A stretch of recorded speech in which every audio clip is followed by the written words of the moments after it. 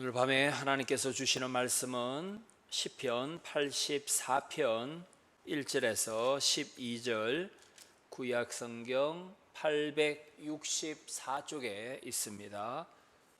시편 84편 1절에서 12절까지 교독하도록 하겠습니다.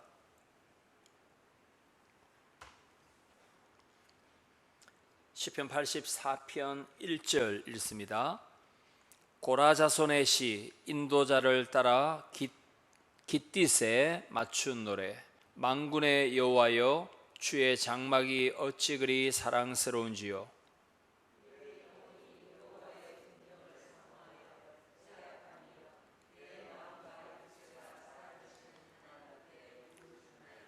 나의 왕 나의 하나님, 만군의 여호와여, 주의 제단에서 참새도 제 집을 얻고 제비도 새끼둘 보금자리를 얻었나이다.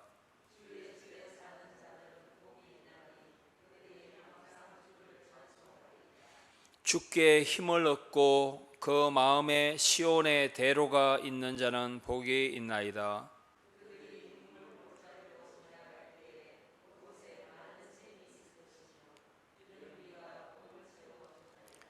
그들은 힘을 얻고 더 얻어 나아가 시온에서 하나님 앞에 각기 나타나리이다.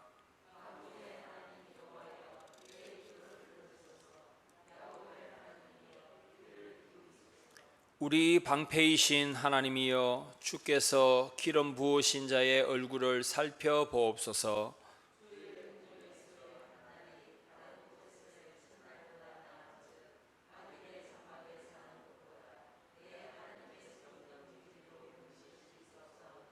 여호와 하나님은 해요 방패이시라. 여호와께서 은혜와 영화를 주시며 정직하게 행하는 자에게 좋은 것을 아끼지 아니하실 것임이니이다. 만군의 여호와여, 주께 의지하는 자는 복이 있나이다. 아멘. 사랑하는 우리 형제자매 여러분, 부산시 기념물 제28호, 부산시 기념물 제28호는 영도에 있는 태종대입니다. 신라 태종 무열왕의 이름을 딴 태종대, 부산시 기념물 제28호입니다. 태종대를 한 바퀴 돌면 4km 정도 됩니다. 한 1시간 정도 하면 충분히 한 바퀴를 돌 수 있습니다. 태종대 입구에 들어가서 왼편으로 돌아도 되고 오른편으로 한 바퀴를 돌아도 됩니다. 오른편으로 딱 들어가서 한 100m만 걸어가면 왼편에 대리석이 하나 있습니다. 한 1.5m 높이, 폭도 한 1.5m 되는 대리석. 이 대리석에 1970년 12월 24일 1970년 크리스마스를 하루 앞둔 날 태종대 순환도로를 닦던 공병부대 군인 4명이 죽게 됩니다. 그 사람들을 기리는 비석입니다. 태종대의 최대 그 낭떠러지가 한 100m 정도 됩니다. 민간인이 도로를 닦는 것은 거의 불가능하지 않습니까? 그래서 이 계곡 또는 절벽이 있는 곳은 주로 군인들이 공병대대가 들어가서 길을 닦습니다. 소위도 죽고 병장도 죽고 일병도 죽고 4명이 죽었습니다. 그 사람들의 이름이 그 대리석에 기록되어 있습니다.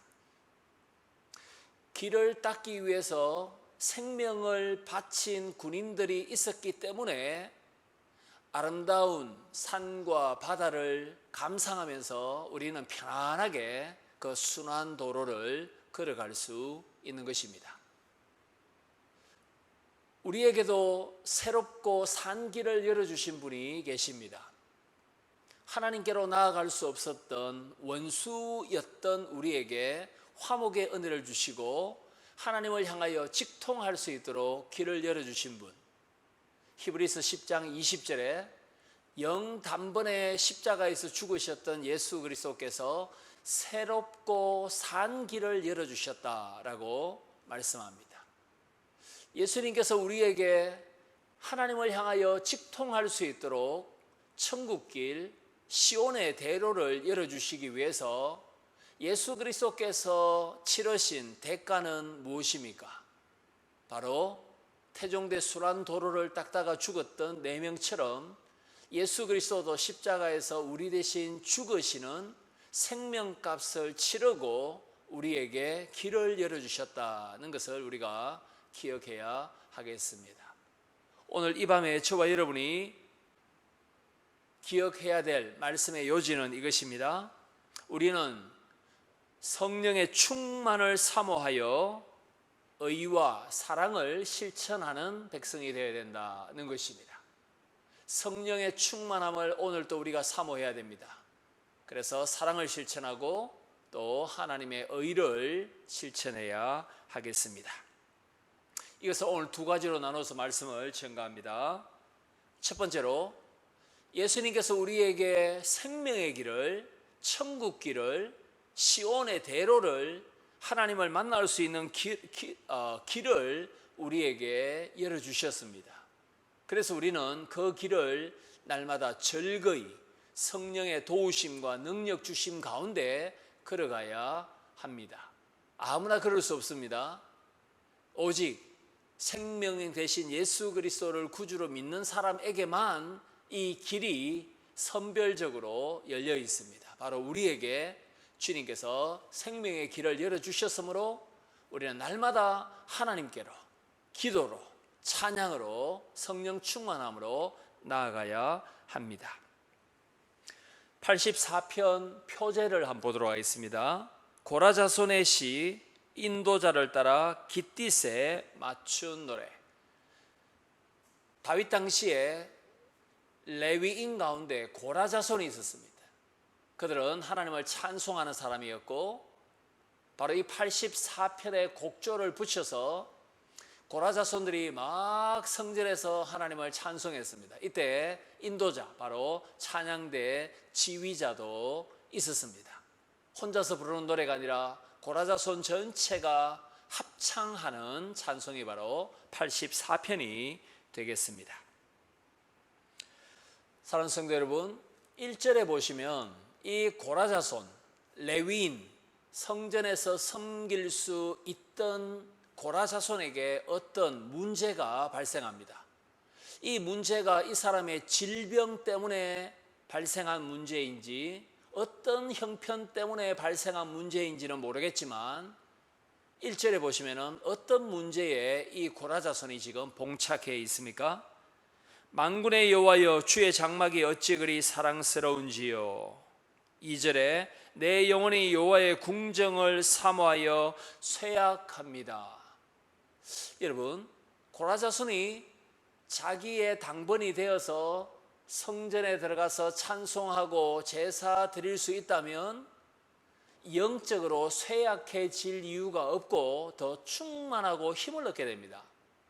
그런데 지금 2절에서 영혼이 내가 쇠약해졌습니다. 하나님의 궁정은 사모하지만 내 영혼은 지금 시들시들해 가고 있습니다 라고 고백하고 있습니다. 뭐 때문에 그렇습니까? 요즘 말로 하면 오프라인 예배는 못 드리고 온라인 예배를 드리고 있다 이 말입니다. 그것이 어떤 전염병 때문인지 고라자손의 질병 때문인지 어떤 가정에 있는 문제 때문인지 모르겠지만 예루살렘 성전에 나아가서 하나님을 찬송할 수 없는 형편이다는 것입니다. 나는 하나님의 궁정을 사모하여 하나님의 성전에서, 예루살렘 성전에서 하나님을 높여드리고 싶은데 그렇게 하지 못하고 있습니다. 그래서 내 영혼은 쇠약합니다 라고 말합니다. 그런데 이 고라자손의 형편이 풀려서 드디어 예루살렘 성전으로 나아가서 순례길을 걷게 됩니다. 성전에 올라가는 노래와 마찬가지다 이 말입니다. 문제가 드디어 해결되어 오래간만에 오프라인 예배, 교회당에 실제로 가서 예배를 드리게 되었습니다. 그런데 이때가 언제냐 할 때 시간적인 배경이 6절에 암시되어 있습니다. 6절에 보시면 그들이 눈물 골짜기로 지나갈 때에 그곳에 많은 샘이 있을 것이며, 그 다음에 시간적인 배경이 어디에 나타나냐면은 이른 비가 복을 채워 주나이다. 여러분, 이스라엘과 대한민국은 많은 차이가 있습니다. 우리는 이른 비가 봄에 오지 않습니까? 늦은 비가 가을에 옵니다. 그러나 이스라엘은 정반대입니다. 이른 비는 가을에 오고 이스라엘에서 늦은 비는 봄에 옵니다. 그래서 여기서 이른 비 이 말은 가을이다 이 말입니다. 지금 고라자손이 가을에 성전에 가서 하나님을 찬송하려고 합니다. 여러분, 가을에는 포도 수확, 1년 수확이 있는 계절이죠. 그래서 구약에 보시면은 가을에 축제와 절기가 상당히 많았습니다. 대속제일 가을에 있었죠. 그리고 장막절 가을에 있었습니다. 1년 추수를 감사하는 마음으로 하나님께 성전으로 나아갔던 절기는 가장 대표적으로 장막절입니다. 요즘으로 치면 10월입니다. 고라자손은 장막절을 맞이하여 가을 10월경에 예루살렘으로 지금 순례하고 있다라고 6절을 통해서 우리가 추론할 수 있습니다. 하나님께서 1년 동안 부어주신 은혜를 감사하는 마음으로, 뜨거운 마음으로 내가 하나님을 향하여 찬송하리라, 이런 부푼 마음을 가지고 예루살렘 순례길을 시온, 예루살렘 시온의 대로를 걸어가고 있습니다. 사랑하는 성도 여러분, 2절에 보십시오. 고라자손 이 시인이 무엇을 사모하고 있습니까? 여호와의 궁정을 사모합니다. 여기서 말하는 궁정은 예루살렘 성전의 뜰, 제사장의 뜰을 가리킵니다. 내가 제사장이 하나님을 섬기고 번제를 드리는 바로 그 제사장의 뜰, 궁정, 뜰을, 성전의 뜰을 사모합니다 라고 말하고 있습니다. 여러분, 고라자손이 정말로 하나님 대신에 뜰을, 그 마당을 사모하고 있습니까? 하나님은 제쳐두고 제사장의 뜰을 정말로 지금 사모하고 있습니까? 그렇지는 않습니다. 하나님이 영광을 받으실 곳이 예루살렘 성전입니다. 내가 하나님의 궁정을, 제사장의 뜰을 사모한다 이렇게 말을 하고 있지만 사실은 하나님을 만나 배울 날을 나는 학수고대합니다. 내가 정말로 만나기를 기대하는 분은 하나님입니다 라고 말하는 것과 똑같은 것입니다. 예레미야 7장 4절에 보시면 남유다가 패망해 갈 때 눈물의 선지자 예레미야가 뭐라고 외쳤습니까? 예레미야 7장 4절, 이것이 성전이다, 이것이 성전이다, 이것이 성전이다 라고 말하지 말라. 우리에게는 예루살렘 성전이 있으므로 우리가 어떻게 살아도 우리는 망하지 않는다. 여전히 예루살렘에는 성전이 서 있다. 예루살렘에 성전이 서 있다. 그러므로 우리는 안전하다. 우리가 우상 숭배하고 죄를 짓더라도 예루살렘에 성전이 여전히 서 있으므로 우리는 안전하다. 그런 말을 하지 말라라고 예레미야가 3번이나 방법합니다. 이것이 성전이다, 이것이 성전이다, 여기에 성전이 있다라고 말하지 말라. 성전이 당신들의 구원을 보장해 주는 것은 아니다. 건물이 어떻게 우리의 안전을 보장해 줄 수 있단 말인가? 지금 시인도 역시 내가 하나님의 궁정을 사모한다 하지만은 사실은 하나님을 사모합니다. 나는 하나님을 배우기를 원합니다 라고 고백하고 있는 것입니다. 자, 이제 84편 3절 보시기 바랍니다. 3절, 성전 뜰에서 시인 고라자손의 시선이 바뀝니다. 어디를 이제 바라보고 있습니까? 3절 중반절에 보시면은 제단입니다. 제단, 바로 번제단이죠. 이제 성전 뜰에서 제단으로 눈을 돌리는데 3절에 보시면은 고라자손이 하나님을 뭐라고 부릅니까? 나의 왕이십니다 라고 고백합니다. 하나님은 왕이십니다. 여러분, 왕은 강력한 권세를 가지고 있습니다. 그래서 한때 멀리 온라인 예배만 드릴 수 있었던 이 고라자손을 왕의 권세로 얼마든지 불러서 교제할 수 있도록 하시는 분은 하나님이십니다. 하나님은 왕이십니다. 권력이 있습니다. 권세가 있습니다.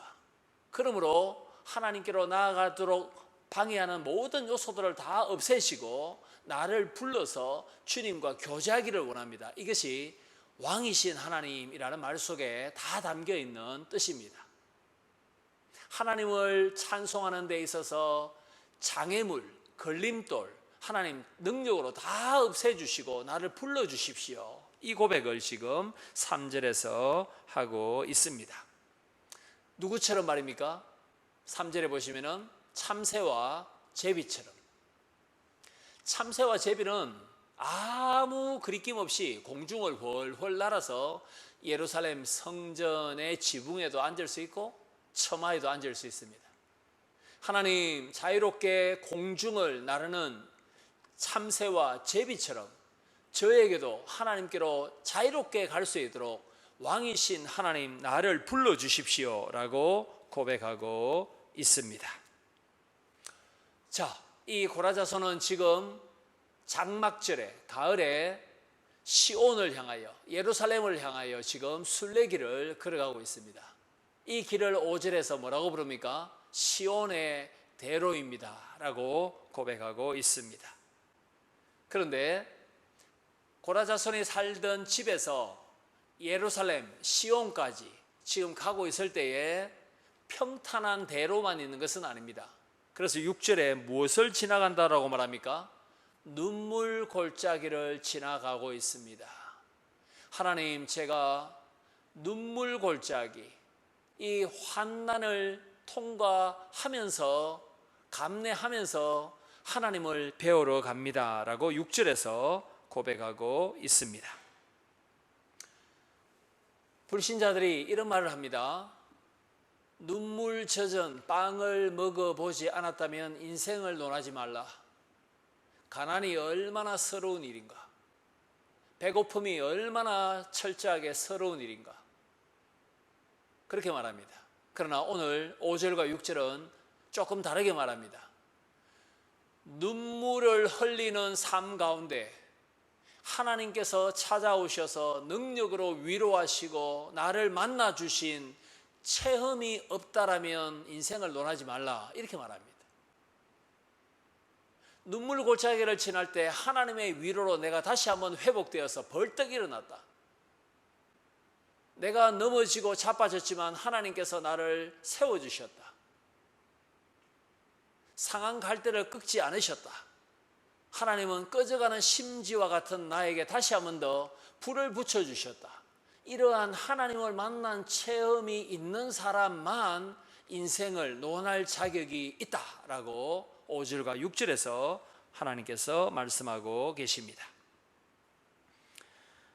사랑하는 성도 여러분, 눈물 골짜기에 맑은 샘으로 하나님께서 채워주십니다.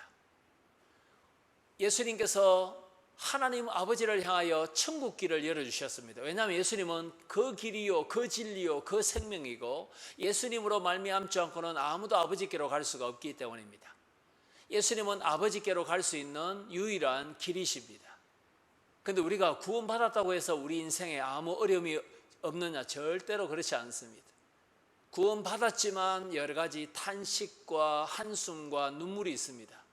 이때 하나님을 우리가 찾을 때에 하나님께서 우리를 찾아오시고 그 눈물 골짜기를 맑은 샘으로, 생명수 샘으로, 성령의 충만함으로 채워주기를 기뻐하시는 아버지시다는 것을 우리가 믿어야 하겠습니다. 사랑하는 성도 여러분, 예수님께서 12살 되었을 때에 부모님과 함께 예루살렘 성전으로 갔습니다. 그리고 성전을 사모하는 마음이 불같이 있었던 분이 바로 예수님이십니다. 그리고 예수님이 성천하고 난 뒤에 성령을 우리에게 부어주셔서 우리가 이제 성령의 전이 되었습니다. 우리와 함께 하시기를 기뻐하시는 예수 그리스도, 우리 속에 성령을 주셔서 날마다 시온의 대로로 하나님을 향하여 기도하며 찬송하며 눈물을 맑은 샘으로 만드실 하나님을 찾아라 라고 은혜를 부어 주십니다. 왜 우리가 날마다 시온의 대로를 향하여 하나님께로 나아갈 수 있습니까? 우리에게 생명의 길 열어주신 예수 그리스도, 주님께서 자기의 목숨을 버리셔서 생명값을 치르셔서 우리에게 길을 닦아주셨으므로 우리는 눈물을 흘리면서도 하나님께로 나아가서 하나님의 은혜와 위로와 능력을 체험할 수 있음을 믿습니다. 오늘 설교의 요지가 무엇입니까? 주님께로 열심히 나아가자 이 말입니다. 성령 충만을 사모하여 하나님께로 나아가자. 두 번째 마지막입니다. 그러면 어떻게 나아갈 수 있습니까? 하나님께로 우리가 어떻게 나아갈 수 있습니까? 주님께서 길은 다 닦아 놓으셨고 우리가 걸어가야 됩니까? 뛰어가야 됩니까? 차를 타고 가야 됩니까? 말을 타고 가야 됩니까? 어떻게 시온의 대로를 걸을 수 있습니까? 성령 충만을 받아서 사랑하며 또 의롭게 살 때 시온의 대로를 우리는 걸어갈 수 있습니다. 주여 성령의 충만함을 주옵소서.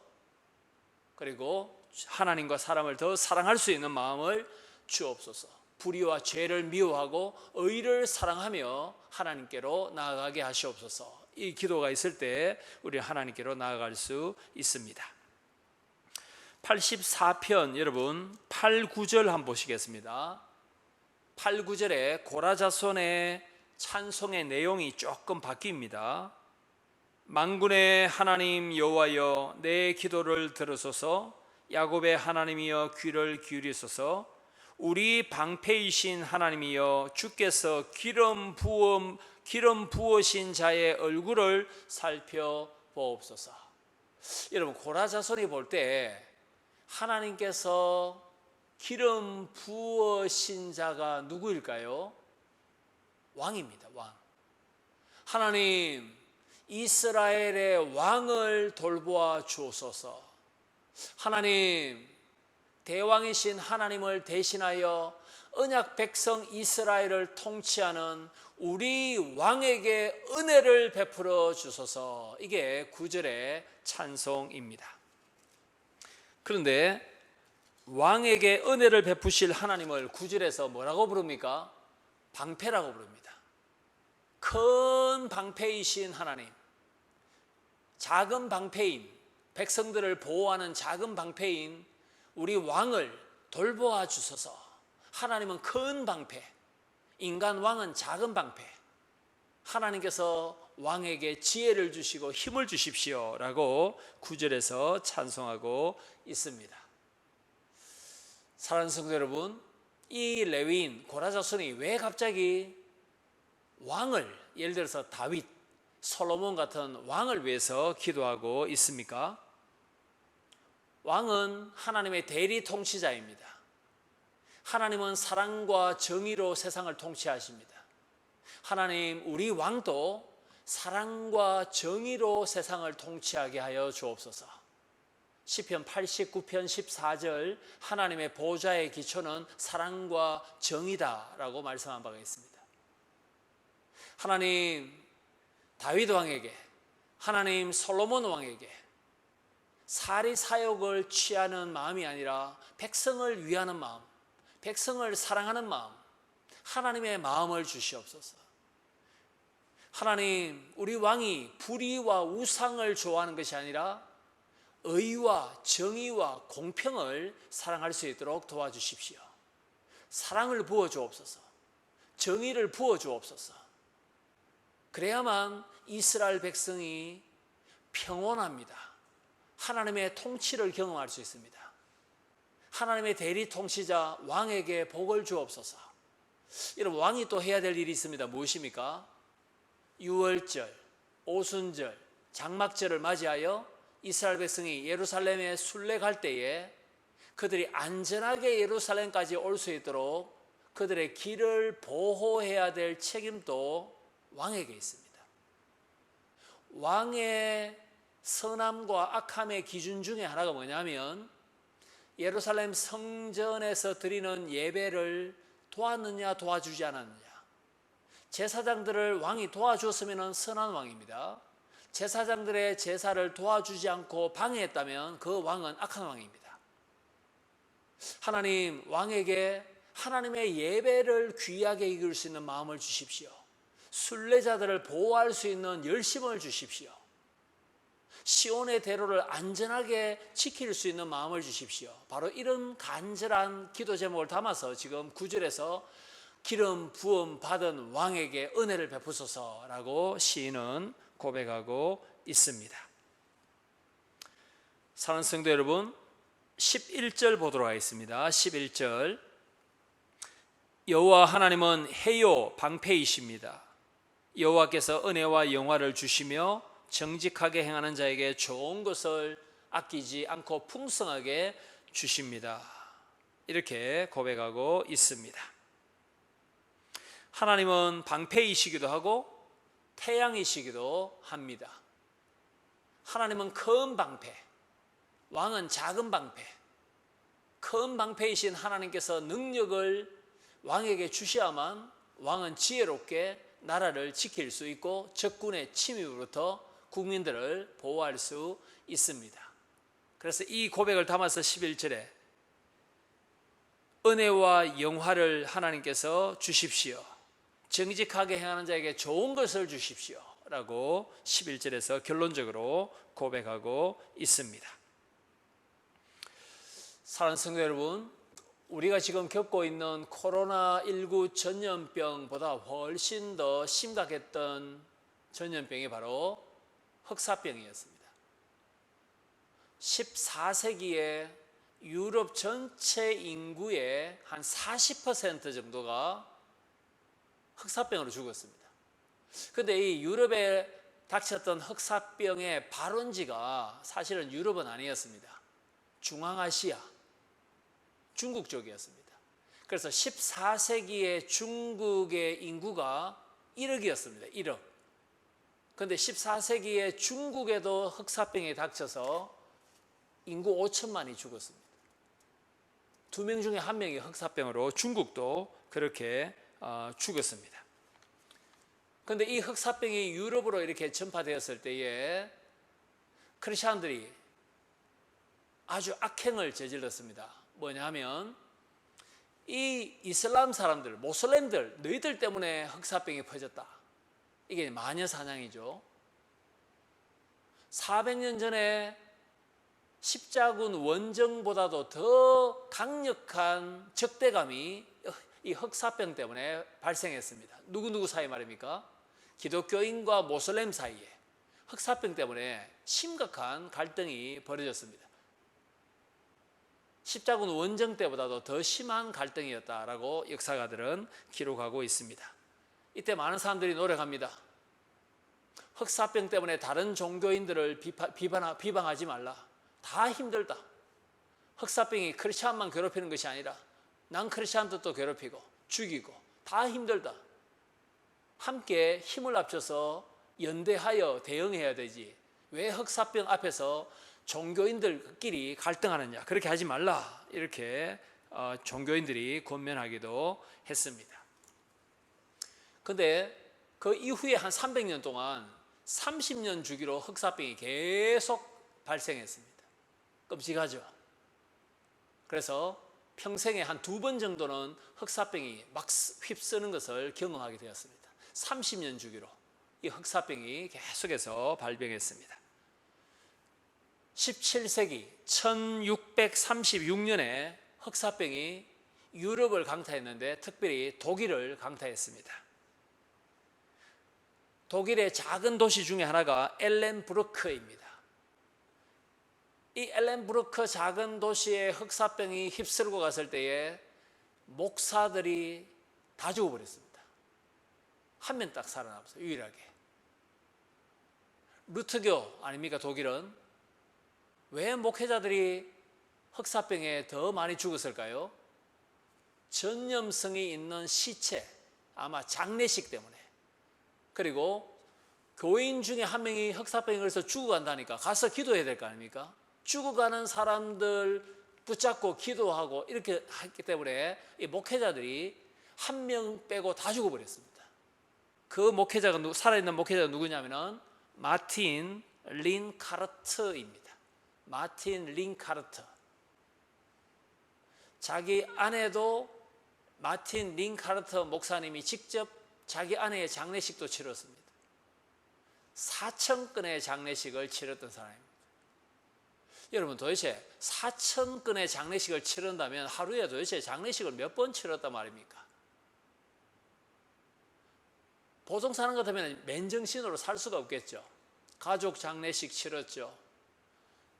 이 교인, 저 교인, 온갖 사람들의 장례식을 4,000건 치렀습니다. 우울하고 낙심하고 절망할 만하지 않습니까? 이때 이 린카르트 목사님이 썼던 찬송가가 있습니다. 그 찬송가가 우리 찬송가 66장입니다. 우리 찬송가 안에도 들어와 있습니다. 66장. 역설적이게도 찬송가의 제목은 다 감사드리세. 우리 모두 하나님께 감사드리세. 진짜 역설이지 않습니까? 이렇게 되어 있습니다. 1절 다 감사드리세 온 마음을 주께 바쳐 그 섭리 놀라워 온 세상 기뻐하네. 예부터 계신 주신 복 한없는 그 사랑 선물로 주시네 이제와 영원히. 2절 사랑의 하나님 언제나 함께 계셔 기쁨과 평화의 복 내려 주옵소서. 몸과 마음 병들 때 은혜로 지키사 이 세상 악에서 구하여 주소서. 3절 감사와 찬송을 다 주께 드리어라. 저 높은 곳에서 다스리시는 주님 영원한 하나님 다 경배하여라. 전에도 이제도 장래도 영원히 아멘. 위대한 린카르트 목회자 이 루트교 목사가 1636년에 4,000건의 장례식을 치르고 죽음의 공포 속에서도 우리 모두 다 하나님을 찬송합시다. 감사드립시다. 사랑의 하나님이십니다. 언제나 함께 하시는 하나님이십니다. 우리의 몸과 마음 병들 때 하나님께서 은혜로 지켜주십니다. 이제도 장래에도 영원히 주님은 우리의 변함없는 해요 방패이시요 산성이십니다. 이렇게 고백하고 있습니다. 여러분, 오늘 집에 돌아가셔서 찬송가 66장 짧은 이 찬송 한번 불러보시기 바랍니다. 가사도 한번 음미해 보시기 바랍니다. 이런 찬송가의 이 작시 배경을 우리가 안다면, 알고 부른다면 훨씬 더 용기와 은혜가 넘치게 될 것 같습니다. 말씀을 맺습니다. 태종대 공병대원 4명의 목숨값 때문에 태종대 순환도로가 1970년 12월 24일에 잘 닦였습니다. 예수 그리스도의 목숨값 덕분에 우리에게는 하나님께로 향할 수 있는 생명의 길이 열려 있습니다. 날마다 성령 충만한 가운데 사랑과 의를 행하는 가운데 이 전염병 시대에 더 하나님께로 나아가고 하나님을 찬송하고 역설적인 신앙, 더 하나님께 감사하세. 우리 더 하나님 바라보세. 그분은 변함없이 우리를 사랑하시는 분이고 저 높은 하늘에서 실수 없으시게 우리를 통치하시는 분입니다. 이런 위대한 신앙 고백이 우리의 신앙 고백이 되기를 소망합니다.